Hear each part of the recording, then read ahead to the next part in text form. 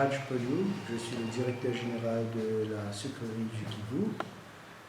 Vous venez de recevoir le ministre provincial de l'économie et finances dans votre bureau.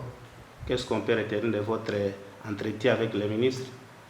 D'abord, je dois remercier M. le ministre qui a pris la peine de venir nous visiter aujourd'hui.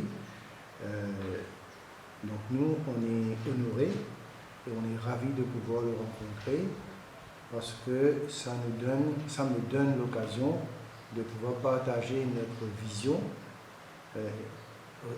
ainsi que le défi auquel nous faisons face aujourd'hui dans notre projet de réhabilitation de la sucrerie du Kivu. Par exemple, les défis? Nous en avons plusieurs. Aujourd'hui, d'abord, avant de parler des défis, je voudrais d'abord, en 2 mots, vous parler de notre mission. La mission, c'est quoi? C'est de pouvoir remettre sur les rails les opérations de la sucrerie du Kivu. Il faut savoir que cette sucrerie a été inactive pendant presque 30 ans et aujourd'hui, nous avons cette mission, cet objectif de pouvoir réhabiliter l'usine, de le remettre sur les rails afin qu'on puisse reprendre la production et commencer à générer des revenus. L'autre objectif extrêmement important, c'est qu'aujourd'hui, nous voulons surtout sécuriser l'emploi de nos agents.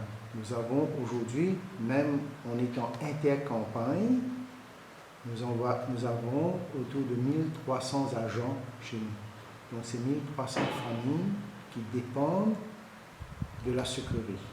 Il faut aussi savoir que nous avons une école qui a une population de 1000 élèves, maternelle, primaire et secondaire.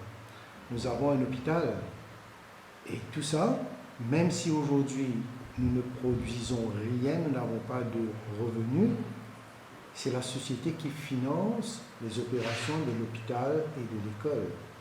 Donc, nous avons une portée sociale extrêmement importante. Et notre mission n'est pas uniquement de produire et de réaliser des profits. Notre mission, c'est de donner une vie et un développement à la population de Kiliba, voire même de la province.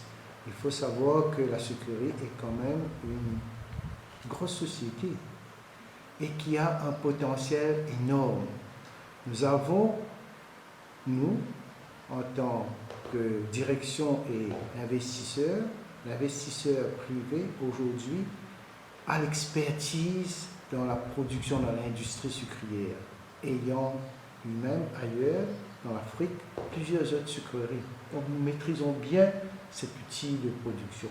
Nous avons les compétences de le faire. Et nous sommes convaincus que si nous avons la collaboration de tous nos partenaires, nous allons pouvoir réussir et atteindre nos objectifs.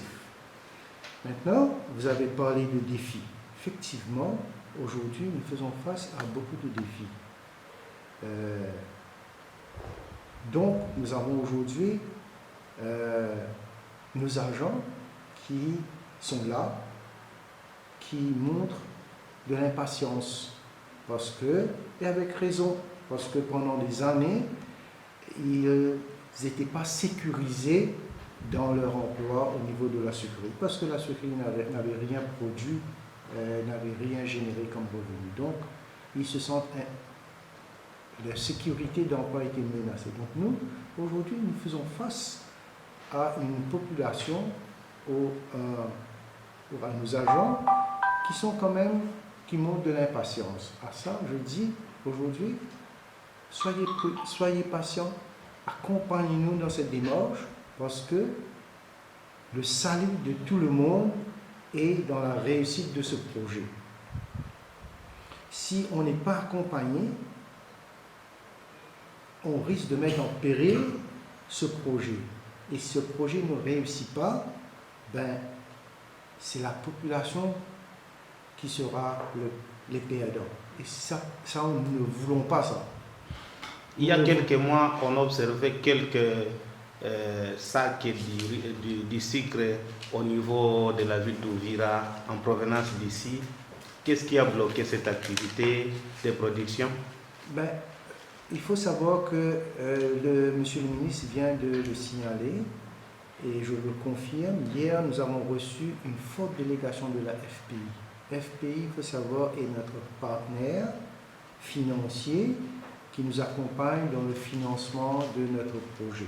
Il faut savoir que tout projet, il y a l'apport de l'investisseur, mais il y a aussi l'apport des banques, dont la FPI. La FPI, avec qui nous collaborons déjà, qui d'ailleurs du reste qui nous a financé dans le passé, et nous attendons un financement de la FPI depuis le mois d'avril de cette année-ci. Aujourd'hui, pour diverses raisons, on est mi-août, on attend toujours le financement.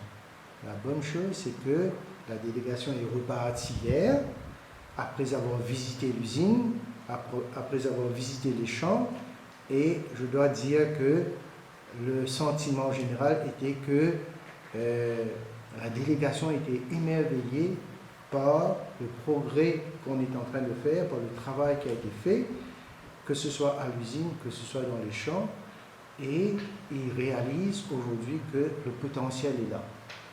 Donc ils sont repartis en nous promettant qu'ils vont faire de leur mieux pour que le financement nous arrive au plus vite. Nous attendons, parlons de défi, nous attendons ce financement pour pouvoir démarrer la campagne.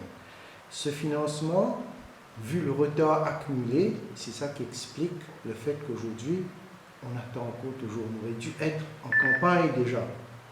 Et il faut savoir que à partir de novembre, on rentre dans la saison pluvieuse. Et on ne peut pas faire la campagne pendant la saison pluvieuse. Donc, le temps presse. Le temps presse. Et pour nous, c'est important qu'on arrive à quand même faire une campagne cette année-ci. Et financièrement, c'est ça qui va nous sécuriser. D'abord, pouvoir générer des recettes. Même si c'est une petite campagne, on espère pouvoir produire entre 3500, 4000, 4500 tonnes de sucre, dépendant de quand on va démarrer la campagne et quand est-ce que la saison pluvieuse va commencer. Donc, tout ça, nous avons beaucoup des facteurs inconnus. Et ça fait partie des défis auxquels nous faisons face aujourd'hui. Mais nous restons confiants que les fonds de l'FPI vont atterrir incessamment et qu'on sera en mesure de pouvoir compléter la réhabilitation de l'usine et au moins démarrer notre campagne. Là, nous sommes donnés comme objectif, allons dire dans un mois ou 5 semaines, on arrive à quand même démarrer cette campagne et commencer à produire du sucre. Oui, monsieur le directeur, qu'est-ce que vous attendez à notre gouvernement? Nous considérons que l'État est un partenaire privilégié de la sucrerie. Nous ne pourrons pas avancer sans le support de l'État. Aujourd'hui, l'État est là pour assurer un développement économique et social dans la région. Nous sommes un collaborateur de l'État pour participer avec l'État pour amener ses objectifs. Dans la même ordre d'idée, nous considérons que l'État est un partenaire privilégié pour nous permettre à évoluer au sein de notre entreprise. Aujourd'hui, nous avons des taxes à payer, nous avons la fiscalité à respecter, nous voulons évoluer dans la conformité et dans la légalité, en respectant les lois congolaises. Ceci étant dit, nous sommes en même temps dans un stage très embryonnaire de notre société. Nous ne produisons rien. Nous sommes en train d'investir massivement dans la réhabilitation de notre usine, afin que cette usine, qui a dormi pendant une trentaine d'années, puisse être mis sur les rails, puisse produire et générer des revenus. Ce que nous demandons, ce que moi j'attends de l'État comme partenaire, c'est de pouvoir nous accompagner. Je suis à la recherche d'une exonération de taxes, de droits de douane sur les entrées des équipements qui va me permettre de moderniser l'usine, qui va me permettre d'augmenter la capacité de production. Je suis à la recherche d'une période de grâce pendant laquelle je peux investir et bien s'implanter pour que pendant 3 ans ou 4 ans, je ne suis pas inquiété par les divers services au niveau des taxes qui n'arrêtent pas de nous inquiéter par rapport à des passifs des années précédentes, alors que j'ai besoin des fonds aujourd'hui pour relancer l'activité. Ce que je demande à l'État, c'est que l'État puisse nous accompagner sur le plan fiscal et taxes pendant quelques années en termes d'une vacance fiscale de 3 ans ou de 4 ans. Et après, une fois que la société est en vitesse de croisière, il n'y aura aucun problème pour payer les taxes et être en conformité avec l'État. Ok, merci. Merci beaucoup.